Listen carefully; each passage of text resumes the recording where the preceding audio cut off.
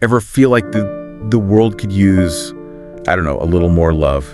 And I don't mean the Hallmark Channel kind, but the kind that fuels real change. Yeah, that's exactly what we're diving into today. Loving mind. And no, it's not about getting sentimental. Okay, so less about warm fuzzies, more about getting things done. Exactly. We're talking about a potent mix of, well, think character, competence, compassion, all those things applied consistently to make a real impact. So not just being nice, but having the guts to lead, the chops to back it up, A&D, genuine care for others. You got it.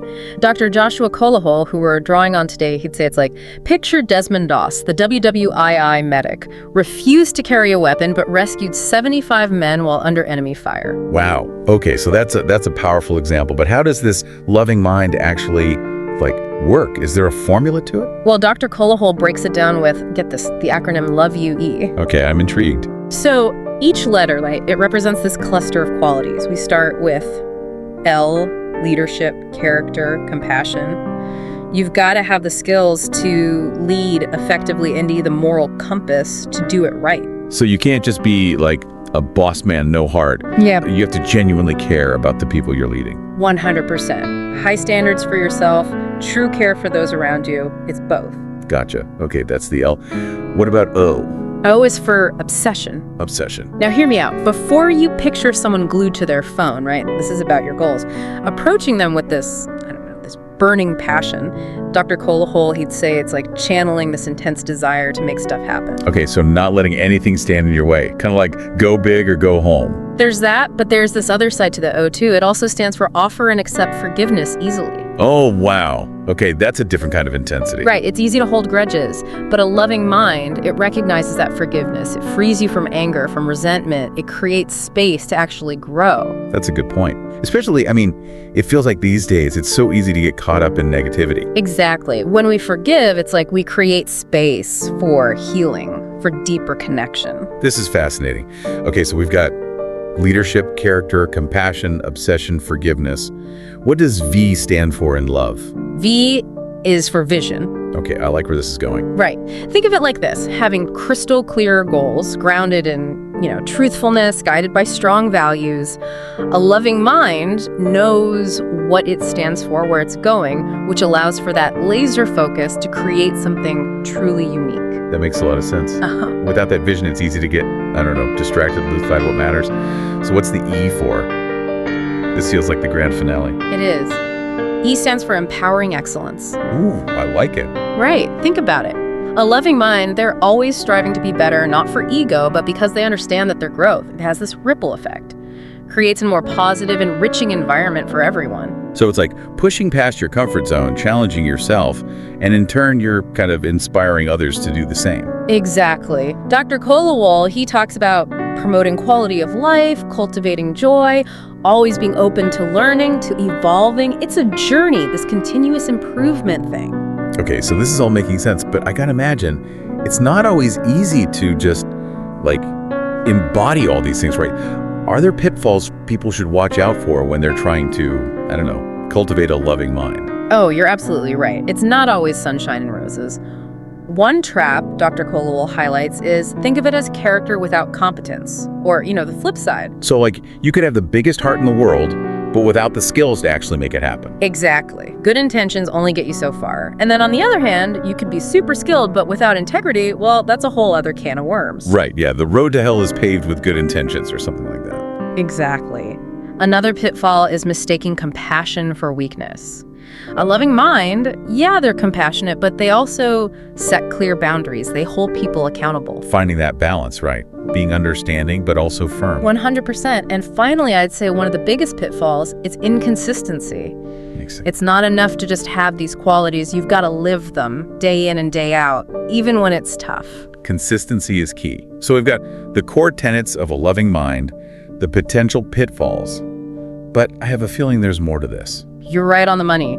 Dr. Kolawole, he makes this really important distinction between emotional love and transforming love, which is key to understanding how this all works. Okay, emotional love versus transforming love. Feels like we're about to unlock a whole new level here. You got it. Imagine this, right? Emotional love, it's like that rush you get when you start something new, a project, you name it.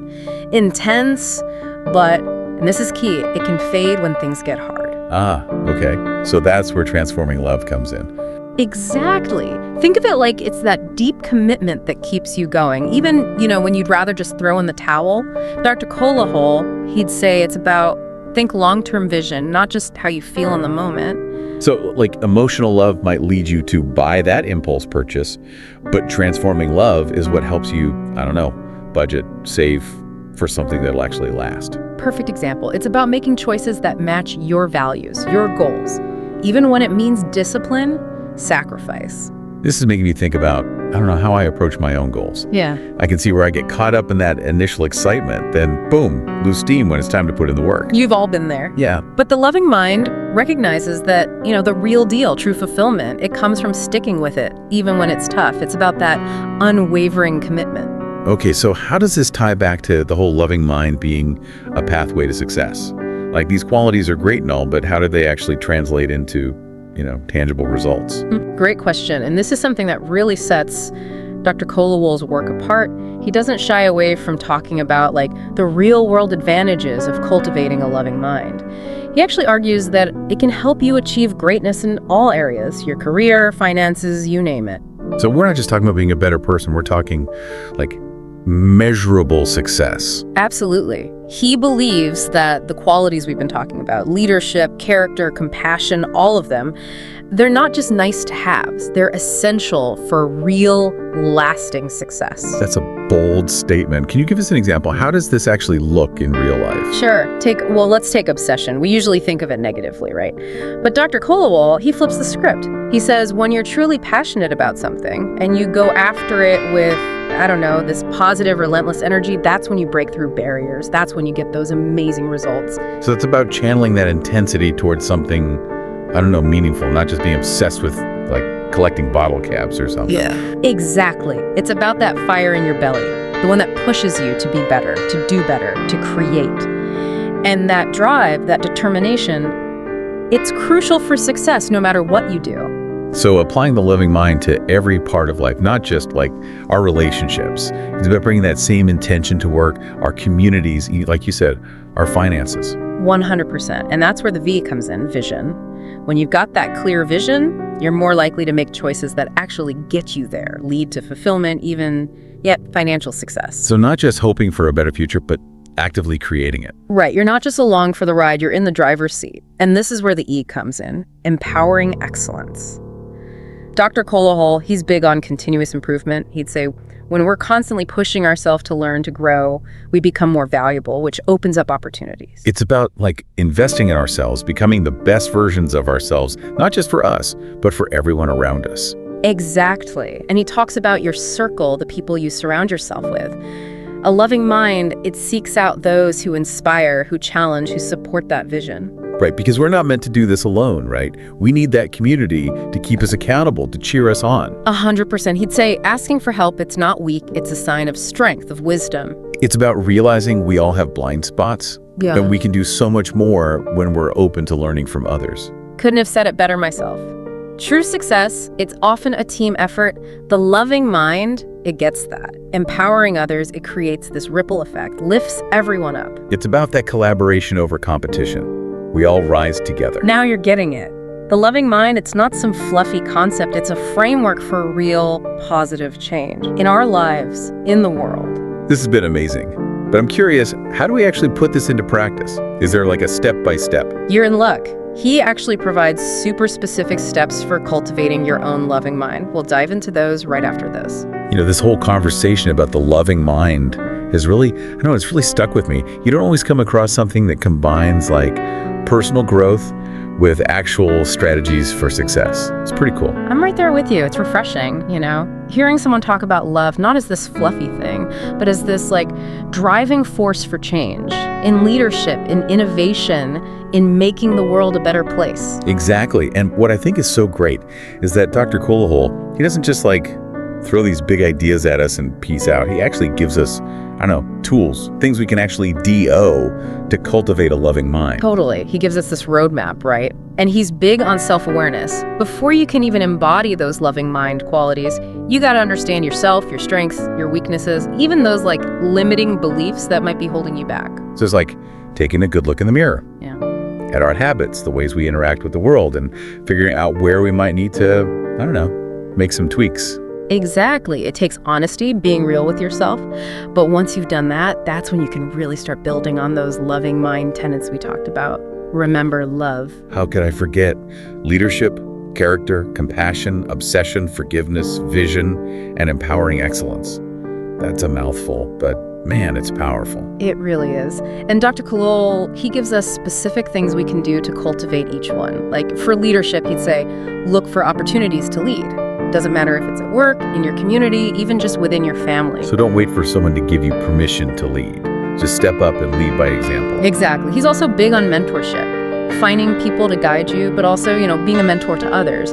That exchange of knowledge, of experience, that's huge for growth. And character, that's about like walking the walk, not just talking the talk.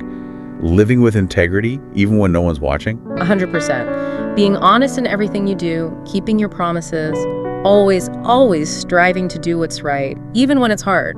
Because, true character, it shows up not when things are easy, but when you're faced with those tough choices. Doing the right thing, even when it's the hard thing. You got it. And then we've got compassion. That's all about empathy, kindness towards yourself and others. He talks about really listening, practicing forgiveness. Remember, offer and accept forgiveness easily, treating everyone with respect no matter what. He also talks about those limiting beliefs, right? The ones that can keep us, stuck. It's about shifting that mindset from scarcity to abundance, realizing there's enough success, enough happiness to go around for everybody. Love that. He'd want us to challenge those negative thoughts, the ones that say we can't or shouldn't go after what we want. It's about seeing possibilities, not just limitations. And of course, we can't forget obsession, which in this context is about taking all that passion, all that energy, and directing it towards something that truly matters. Yes, it's about going after your goals with everything you've got, never giving up, even when things get tough. Persistence, perseverance, believing in yourself, those are key. And celebrating your wins along the way. Don't forget that part. It's easy to get caught up in the hustle and forget to acknowledge how far we've come. So true. And lastly, he talks about empowering excellence in every aspect of your life, always striving to learn, to grow, to master your craft. He'd want us to be lifelong learners, always curious, always pushing ourselves to be better. Wow, this has been amazing. I'm feeling, I don't know about you, but I'm feeling super inspired. Me too. It's a good reminder that success, it's not just about what we achieve out there in the world, but who we become along the way. And that's what the loving mind is all about, right? Yeah. Cultivating those qualities so we can lead, so we can make a difference. Exactly. Stepping into our full potential, creating a brighter future for ourselves and for everyone. So if you're ready to really dig into this, Dr. Kolawole's book, Transforming the Impossible, is, well, it's a must-read. It's full of even more insights and strategies. And remember, like he says, the journey of 1,000 miles begins with a single step. So true. What's one small step you can take today to cultivate your loving mind? That's something to think about. Until next time, keep those loving minds engaged, and as always, keep learning and growing.